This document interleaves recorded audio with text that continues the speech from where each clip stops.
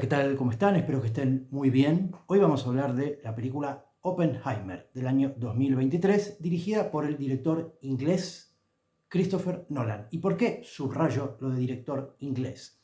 Porque nos vamos a meter con un personaje que es Robert Oppenheimer, que es norteamericano. Oppenheimer nace en 1904 en Nueva York y es un personaje 100% norteamericano, y por eso digo, dirigido por un inglés. Quiero decir con esto, imaginemos nosotros, latinos, que un director argentino dirige una película sobre un personaje español, pongamos, o un director de cine español dirige una película sobre un personaje argentino. Está claro que la mirada, ¿sí?, que va a tener va a ser como mínimo particular. Es decir, estamos hablando de algo que es muy común en el cine anglosajón, Inglaterra y Estados Unidos, que es que directores ingleses trabajan en Hollywood, pero no es tan común quizá en el cine latino que un director de un país o de otro se meta con la historia de otro país, no con historias contemporáneas, sino con la historia de otro país. Difícilmente vamos a ver en Argentina que directores que no sean argentinos se metan con personajes históricos argentinos y viceversa. Se entiende por dónde voy, ¿no? Quiero decir que hay algo aquí que me parece fundamental, que es la mirada. Pasando a Oppenheimer, pensemos que está basada la película en un libro, ¿sí?, que es un libro que gana el premio Pulitzer y que es un libro que se llama El Prometeo Americano, escrito por Kay Bird y Martin Sherwin, y como les decía antes se llama Prometeo Americano. Y fíjense cómo empieza el libro, ¿sí? Les voy a leer un fragmento del comienzo simplemente. Fíjense lo que va a decir apenas empieza el libro, ¿sí?, porque me parece importante. Dice: los Prometeos modernos han vuelto a saquear el monte Olimpo y han dado al hombre los mismísimos rayos de Zeus. ¿Sí? Esa es una primera cita. Segunda cita. Prometeo robó el fuego y se lo entregó a los hombres, pero cuando Zeus se enteró, ordenó a Hefesto que clavara el cuerpo de Prometeo al monte Cáucaso.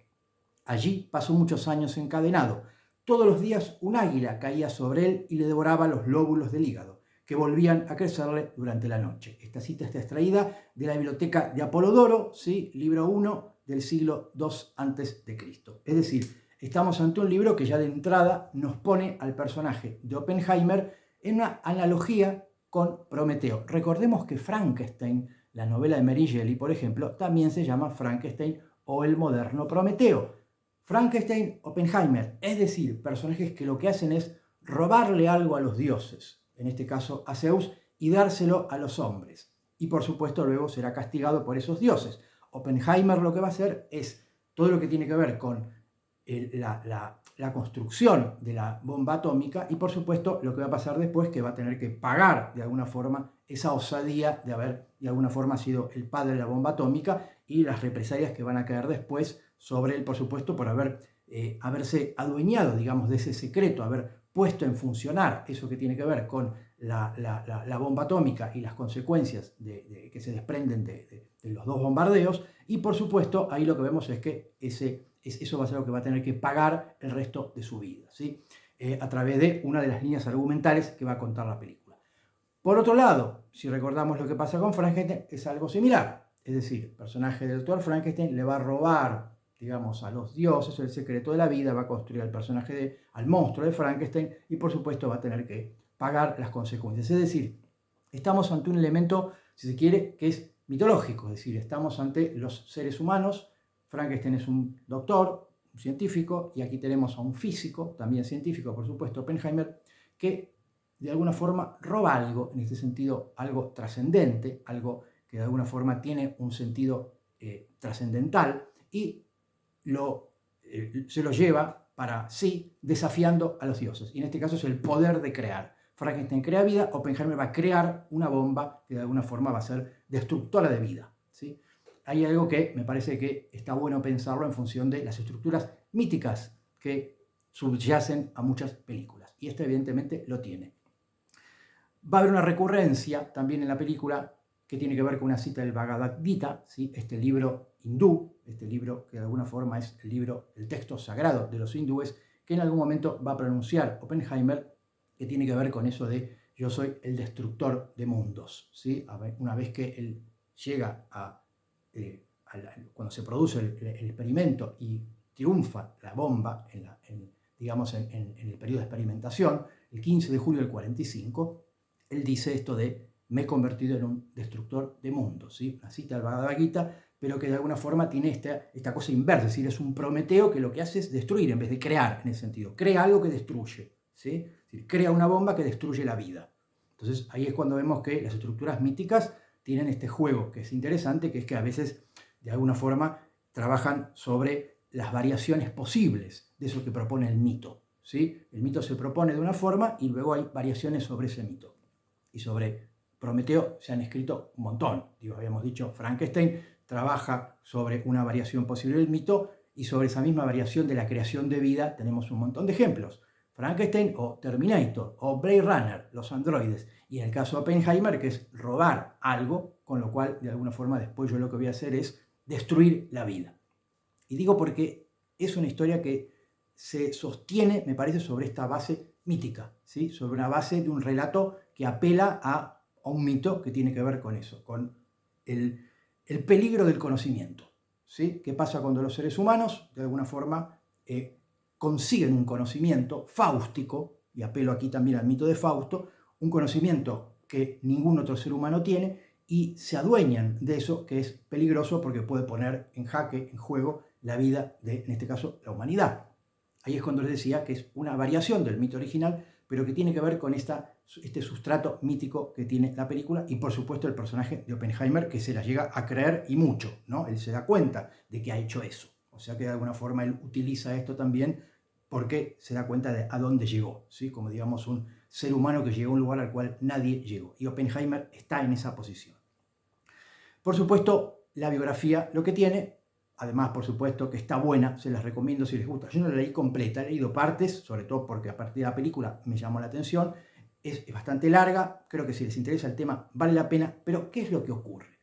Que es un gran ejemplo, la película de Nolan, de adaptación, porque la biografía es cronológica. Empieza con el niño Oppenheimer, cuando nace, sus padres, su madre, el recorrido que va haciendo por la universidad, cuando estudia física, viaja a Europa, viaja a Alemania, conoce grandes físicos de la época, luego vuelve a Estados Unidos, comienza a trabajar como profesor en Berkeley, él había estudiado en Harvard física, conoce a Niels Bohr y otros tantos físicos de la época, luego por supuesto cuando comienza a ser profesor, empieza a tener una gran cantidad de problemas por su, entre comillas, supuesta simpatía con el comunismo, ¿sí? Y por supuesto va a ser acusado muchas veces de comunista, de traidor, ¿no? Otro de los temas de la película, la traición, ¿sí? Y después, por supuesto, empieza el trabajo del proyecto Manhattan, que es la construcción de la bomba atómica, y luego, por supuesto, vendrá esta otra trama también tan interesante de la película, que es la que encabeza Robert Downey Jr., que es lo que tiene que ver con la bomba de hidrógeno, y digamos, juicio al cual va a ser sometido posteriormente por el macartismo de la época, en la cual lo van a acusar, por supuesto, de ser un espía, trabajar para el enemigo, de infiel, lo van a acusar, por supuesto, de traidor a la patria y desde ya de comunista. Es decir, hay tres tramas sobre las cuales va a girar la película y me parece que esta estructura que va a utilizar Nolan, que es sumamente virtuosa, tiene que ver con tomar la biografía original cronológica y fragmentarla, romperla en 1000 pedazos, hacer un rompecabezas, un puzzle. Y con este puzzle, que insisto, se inscribe en una tradición de biopics, y esta es un biopic, es también una película de juicios, es también un thriller político. Este biopic, como decía, se coloca en una tradición que podríamos decir empieza con El Ciudadano Kane, de Orson Welles, y tiene como gran referentes, me parece a mí, las películas de Oliver Stone, ¿sí? Sobre todo JFK o también Nixon, gran director de cine político Oliver Stone, sobre todo en los casos en los cuales hizo biopics, ¿sí? Y en este caso creo que JFK es un gran modelo de esta película, ¿sí? En cuanto a que trabaja desde el punto de vista de una historia real, digamos, rota en 1000 pedazos, jugando con el pasado, el presente y el futuro, con el color, con el blanco y negro, y después con el elemento documental. Nolan lo que va a hacer aquí es trabajar estas tres líneas, ¿sí? El proyecto Manhattan, el juicio del macartismo y la historia de Robert Downey Jr., que tiene que ver con esa bomba de hidrógeno y algo por lo cual él, al oponerse, después de haber hecho la bomba atómica, a la bomba de hidrógeno, va a ser acusado de traidor, de no querer colaborar con Estados Unidos, de antipatriota, etcétera, etcétera. Pero lo interesante aquí es que desde el plano formal, desde el punto de vista formal, Nolan va a trabajar con dos texturas, color y blanco y negro. El color va a ser la subjetividad del personaje de Oppenheimer, es decir, todo lo que tiene que ver con su mirada subjetiva del mundo. Esos planos de explosión, esos planos del universo, esos planos de átomos, tiene que ver con lo que pasa en su cabeza. Y después lo que vemos es que las escenas que están en color tienen que ver con esa mirada subjetiva de un personaje que nos podría estar tranquilamente contando esa historia. Es su mirada. Y en blanco y negro, por otro lado, va a estar básicamente contada la historia, entre comillas, muchas comillas, objetiva. Es decir, la historia que compete a la historia de Robert Downey Jr., que es este director del proyecto de la bomba de hidrógeno, que de alguna forma estaría, digamos, siendo mostrado de una manera más objetiva. Es decir, no voy a decir documental, porque aquí Nolan no quiere que haga el documental, pero sí más alejada de esa subjetividad del personaje. Por supuesto, vemos nosotros que lo sabemos muy bien, en el cine la objetividad es imposible, ningún arte la objetividad es imposible, pero es una convención, es un pacto que Nolan hace en todo caso con el espectador, de decirle, bueno, lo que está en color es lo que le pasa al personaje en la cabeza, es su mundo, es su universo, y lo que vemos en blanco y negro, aunque él esté presente en esos planos, son como si dijéramos una mirada más distinta, más distante, diferente, ¿sí? Y ahí es cuando vemos que la película salta del color al blanco y negro y que de alguna forma tiene ese atractivo, me parece a mí, que es la forma, el gran virtuosismo formal que tiene Nolan.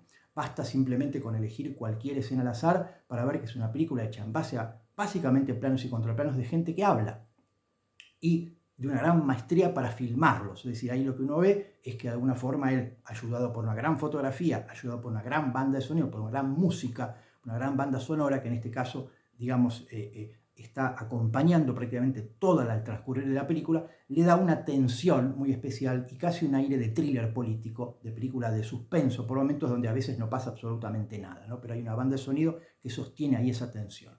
Lo que me interesa es que veamos esto que es, por un lado, una gran adaptación de guión, ¿sí? Es decir, una gran construcción de guión en base a una biografía cronológica. Lo que hace Nolan es romper en mil pedazos esa cronología y jugar con el pasado, el presente y el futuro todo el tiempo, despistando, pero por supuesto, y este es el riesgo, alejándonos un poco de la película. Es decir, si la película fuera contada cronológicamente, probablemente empatizaríamos más con el personaje, probablemente lograría que el espectador se ubique enseguida y no le cueste tanto trabajo armar las partes, y por supuesto sería más amigable con el público. Ahora, al haber elegido este elemento de ruptura, de jugar con una película de mucho montaje, por momentos la película parece un tráiler, fíjense que por momentos las escenas son tan breves y además salta de una escena a otra, con 1 o 2 planos por escena, que hace que parezca el tráiler de la película, es decir, es una película que por momentos es el tráiler de la película.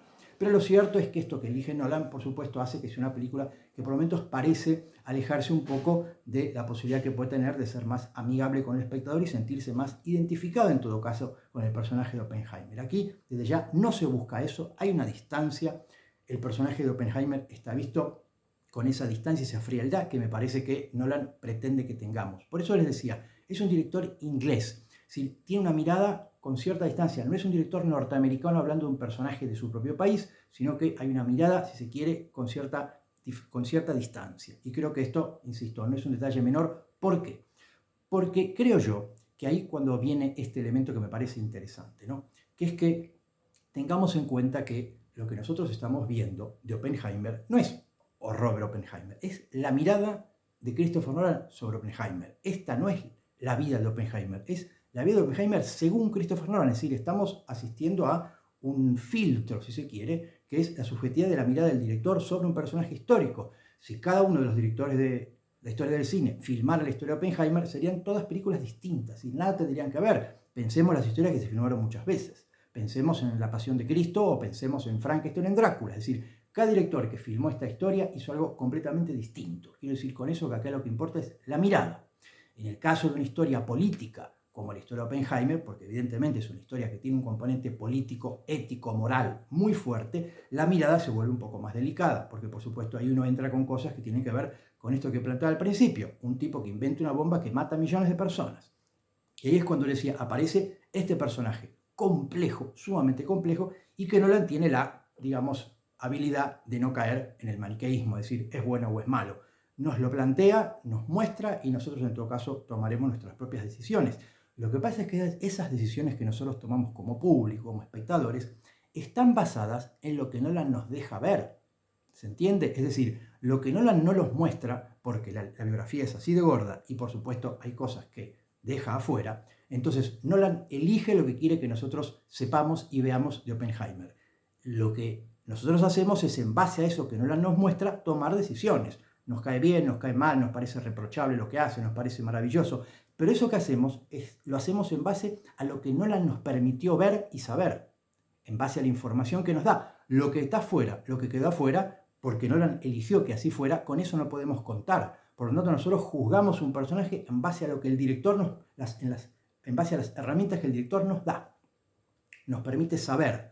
Por eso digo que esa subjetividad no solamente es obvia, sino que es la única forma que se puede hacer una película o una novela sobre un personaje, pero que ahí es cuando les decía, por más que haya una parte en blanco y negro, una parte en color, desde ya que la parte en blanco y negro también sigue siendo una subjetividad absoluta. En todo caso, lo que juega es un poco con el elemento estético de tener un color y un blanco y negro, separar la película en ambas texturas y, por supuesto, pretender esto que puede tener que ver con aquello que el personaje de Oppenheimer está pensando, está pasando por su cabeza y aquello que no.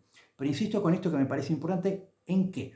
En una película donde el elemento ético, el elemento moral es tan fuerte. Es decir, cómo contar la historia de un tipo que lleva adelante un proyecto, el proyecto Manhattan, que se basa en construir una bomba atómica para matar a millones de personas.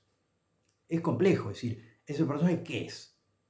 Algunos me dirán es un flor de HDP, otros me dirán es un héroe nacional, pero lo cierto es que la película, en ese sentido, hace eso, que es decir, bueno, yo voy a ir mostrando, voy a ir contando y ustedes sacarán sus propias conclusiones. Voy a sumarle a eso los otros elementos que hacen de la personalidad de Oppenheimer sumamente contradictoria y compleja, sus simpatías con el comunismo, su vinculación con varias mujeres, para lo cual, en todo caso para los macartistas, era sinónimo de infidelidad y de promiscuidad, con lo cual también lo van a atacar, y por supuesto otros elementos menores que tienen que ver con cosas que van a usar para atacarlo y que a nosotros espectadores nos sirven para decir, bueno, esto es lo que hay. En base a esto opinamos o decimos, bueno, me parece tal cosa o tal otra. Lo cierto es eso, es que el recorte que hace Nolan es el que obviamente hay que hacer siempre que se hace una película. Pero en el caso de estar hablando de un personaje real, histórico y tan controvertido, obviamente la cosa es más delicada. Lo mismo le pasó a Oliver Stone cuando hizo JFK o cuando hizo Nixon. Estamos exactamente en el mismo lugar. Lo que pasa es que aquí lo que vamos a ver es que Nolan toma estos elementos que son tan propios del cine, de su cine en todo caso, y pone a Oppenheimer en esa tradición del cine de Nolan, que es sumarlo a la galería de sus propios personajes. Y aquí es cuando aparece su propia mirada. Recordemos que Nolan estudia literatura, ¿sí? Literatura inglesa. Nolan es un gran fan de Borges. Pensemos que si hay un cineasta borgiano en este momento, es Nolan, ¿sí? El trabajo que hace con la mirada, con los sueños, con la memoria, con el recuerdo, en sus películas, recordemos desde Memento en adelante, ¿sí? Romper la narración clásica, trabajar con la memoria y el recuerdo de los personajes, con la subjetividad de esa memoria y de esos recuerdos, con lo que tiene que ver con temas que, insisto, son muy borgianos. Y esto él lo va a decir, no lo va a ocultar. Pensemos que además hay citas a Borges en sus películas, desde El Caballero Oscuro hasta en Inception, hay elementos muy borgianos, ¿sí? Lo que quiero decir ahora es que estos juegos con el tiempo, que va a ser también muy borgianos, van a estar en Oppenheimer. En Oppenheimer está la memoria, está el recuerdo, está esta idea de cómo contar una historia a partir de los recuerdos de una persona, porque jugamos con el pasado, presente y futuro, y por supuesto la fragmentación del tiempo, que tiene que ver con este elemento, insisto, también muy borgiano, pero del cual Nolan va a utilizar desde el principio, que es fragmentar las historias en 1000 pedazos, como estos últimos 20 o 30 años se hizo tanto, ¿sí? Hablé de Oliver Stone, podríamos hablar, no sé, de Iñárritu, ¿sí? Basta ver 21 gramos o Babel, es decir, se ha hecho mucho esto de fragmentar el tiempo, se ha puesto un poco de moda, a veces hace bien, a veces confunde y aleja al espectador un poco de la película porque cuesta engancharse. Pero bueno, es una decisión del director. En ese sentido, creo que es uno de los elementos que me parece más llamaron la atención, que tiene que ver con esta vertiginosidad con la cual transcurre la película. Es decir, son 3 horas, pero al menos para mí se pasan bastante rápido, teniendo en cuenta que pasan muchas cosas y por supuesto esas 3 horas, de alguna forma, si no estuvieran contadas de esa manera, se sentirían y mucho, y creo que la película es muy llevadera, es muy entretenida.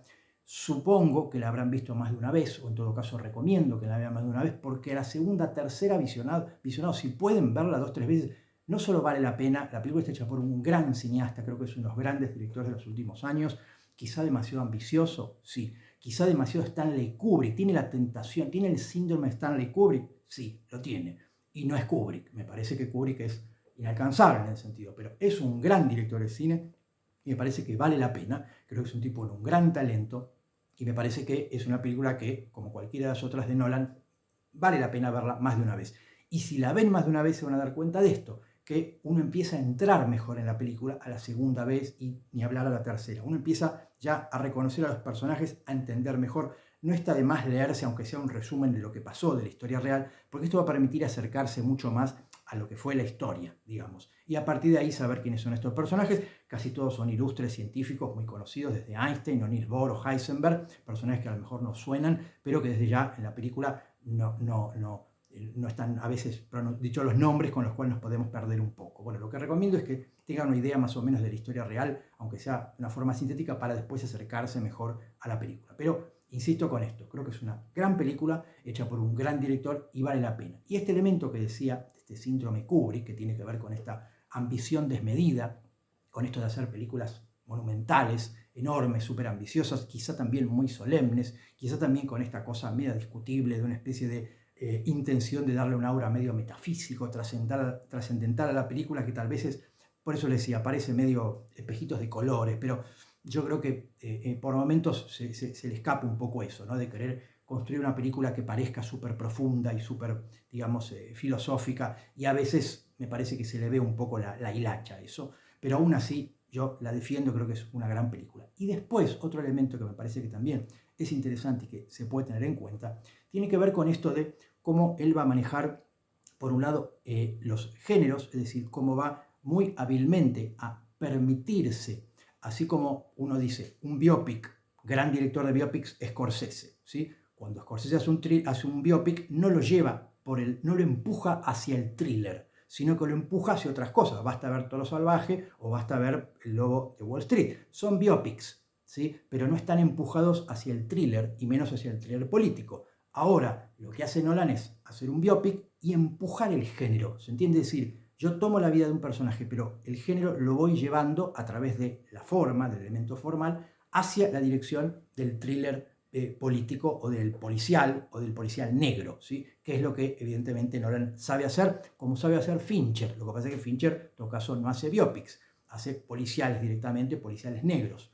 Pero lo que hace Nolan es tomar esta idea que es empujar el género hacia el cine negro, sobre todo el policial, y dotar a este biopic de una gran tensión, ¿sí? De un clima, de una atmósfera muy especial, apoyado por la música, por supuesto, por la banda de sonido. La película suena extraordinariamente bien, si la vieron en el cine recordarán, tiene una fotografía extraordinaria y tiene otro elemento que yo decía antes que me parece remarcable, que es la puesta en escena, es la puesta en cámara, cómo está filmada la película, aunque sean escenas muy breves, aunque sean planos simplemente brevísimos de una escena y no muestra la escena completa, que es una de las cosas que va a hacer. Por eso les decía que parece un tráiler por momentos, porque hay escenas que se resuelven con un plano solo en cuestiones de segundos y hace que la narración sea muy vertiginosa. Pero es básicamente una película de planos y contraplanos, las secuencias de los juicios, las secuencias intimistas, hay mucho de eso y son simplemente planos y contraplanos. Pero fíjense el virtuosismo con el cual están hechos. Desde la dirección de actores, los actores sublimes todos, digo, la verdad que también merecería un video aparte, los actores, empezando por Cillian Murphy, son extraordinarios, y por supuesto esto que tiene que ver con la dirección de actores, es decir, el manejo que el director hace de los actores. El fuerte de Nolan nunca fueron las mujeres, siempre fueron personajes masculinos, pero yo creo que acá las mujeres también están muy bien. Lo que creo es que es una película hecha por un gran director, muy virtuoso, y por supuesto eso se nota. Y sobre todo esto que tiene que ver con cómo un material adaptado, como un guión adaptado de un libro, en este caso una biografía, un director bueno se puede apropiar de ese material y llevarlo a su dirección, trabajando con las líneas que más le interesan, como yo les decía antes, que son los temas de Nolan, ¿sí? El tema del recuerdo, la memoria, del tiempo, y después, por ejemplo, otra cosa que tiene que ver con esto que yo mencionaba antes, que es lo del conocimiento, es decir, el afán de los personajes por conocer, ¿sí? Que también va a estar presente en algunas películas de Nolan, por saber más, esta cosa fáustica. Recordemos que al principio de la película vamos a ver al personaje de Oppenheimer viendo cuadros de Picasso, escuchando la consagración de la primavera de Stravinsky, leyendo La tierra baldía de Eliot, es decir, Nolan se queda con esas cosas que están en la biografía, pero que le sirven a él para construir este personaje que fue un gran lector, un gran estudioso, y a partir de ahí, por supuesto, construir un personaje con ese elemento fáustico, si se quiere, ¿no? En fin, es una película que vale la pena ver más de una vez, por supuesto, es larga, pero vale la pena más de una vez, verla más de una vez, porque creo que se disfruta más a partir del segundo visionado, se comprende mejor, se disfruta mejor, y porque creo yo que uno empieza a poder abarcar la cantidad de elementos que tiene la película, desde los elementos de contenido, de cómo está contada la historia y cómo esta historia real de alguna forma tiene una importancia en lo que fue el siglo XX desde ya, y después los elementos formales que desde ya en Nolan son, como les decía antes, extraordinarios y dignos de un gran virtuoso. Y para cerrar esta última cuestión, que leí por ahí también se la cuestionaba mucho, que tiene que ver con cómo la película, de alguna forma, tratando de un personaje que inventa la bomba atómica y que tiene este componente, digamos, discutible de la ética, la moral que encierra el haber hecho eso, desde ya pensar que ahí sí la película en ningún momento nos va a mostrar Hiroshima o Nagasaki, en ningún momento nos va a mostrar esos bombardeos, en ningún momento nos va a mostrar a las víctimas, es decir, hay algo que tiene que ver ahí con que la película se concentra en Oppenheimer y no le pasa factura a todo eso que pasa, en tanto que siempre es algo que se menciona, siempre es algo de lo cual se habla, siempre es algo que está ahí dando vueltas, es un fuera de campo, pero nunca se integra, es decir, nunca vemos los resultados de la explosión, la gente muerta, sino que siempre transcurre en Estados Unidos y a lo sumo vemos un par de consecuencias en la cabeza de Oppenheimer en función de los personajes que lo rodean y las posibles heridas o daños colaterales que puedan tener a partir de la explosión. Pero digo, ese es un elemento que tiene que ver con esto que yo les decía antes, que es la mirada del director en tanto a cómo contar esa historia tan compleja, tan controvertida y, por supuesto, tomar partido por mostrar una cosa u otra. Tal vez un director como Oliver Stone hubiera mostrado las bombas sobre Hiroshima, hubiera mostrado las víctimas, hubiera politizado más el hecho, ¿sí? Nos hubiera mostrado cómo quedaban las víctimas de la radiación, etcétera, etcétera. Bueno, Nolan elige no mostrar eso y se concentra en otra cosa. Por eso les decía el tema de la mirada de un director sobre el tema que toca. Y con esto termino, pero como para decir, efectivamente, cuando uno se concentra en esto que es la adaptación, que es lo que el director elige mostrar y no mostrar, lo que elige contar y no contar, pesa, por supuesto, su visión del mundo y desde ya quién es. Y en este caso, como decía antes, director inglés, contando un hecho básicamente norteamericano, pero por supuesto también con todo lo que tiene que ver con su mirada del mundo y su mirada, en todo caso, sobre el cine.